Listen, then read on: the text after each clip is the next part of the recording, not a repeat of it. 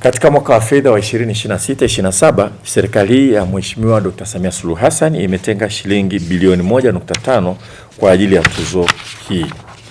Leo tunatangaza kuwa dirisha la kupokea machapisho ya watafiti wanaotaka kushindana tuzo litakuwa wazi kuanzia tarehe 19 mwezi Juni, kesho, na litakuwa wazi mpaka tarehe 31 mwezi Oktoba mwaka huu.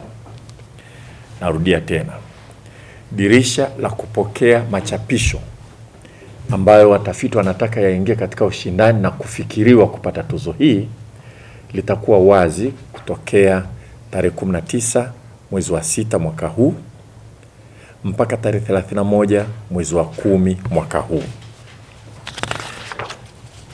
Bado nyanja za ushindani ni zile zile 4, yaani sayansi asilia na hisabati, afya na sayansi shirikishi, sayansi za wanyama na kilimo, na uhandisi na teknolojia ya habari na mawasiliano.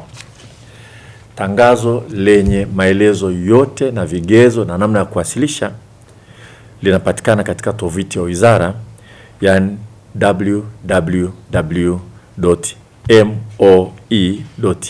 www.moe.go.tz.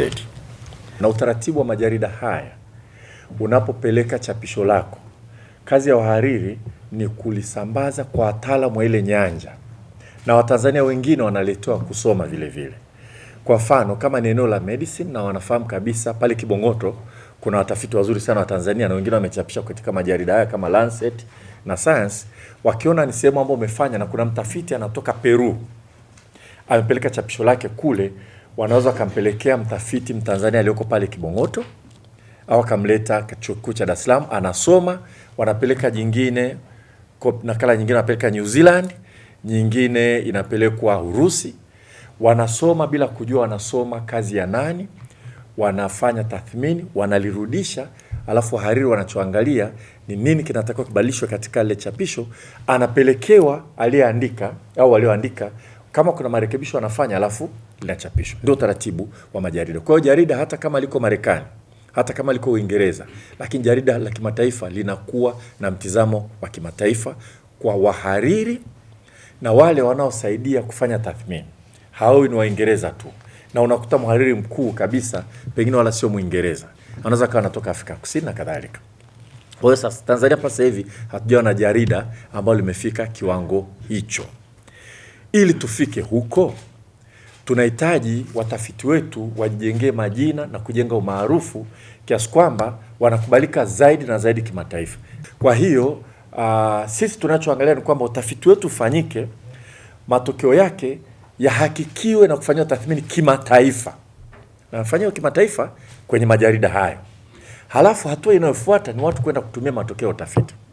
Kwa mfano, amefanya kazi utafiti mtu wa Mloganzila, amegundua namna ya kutibu na mtishamba wa kutibu, anaweza kachukua akimiliki haraka haraka, lakini anapeleka vile vile chapisho, litatoka kwenye jarida kama Lancet au jarida linaloitwa Science, majarida makubwa sana. Wakati huo tayari ana hakimiliki, anapeleka kule. Sasa wale wanachofanya, wanachukua chapisho lake, wanatoa nakala, wanasambaza kwa wataalamu kutoka sehemu mbalimbali duniani.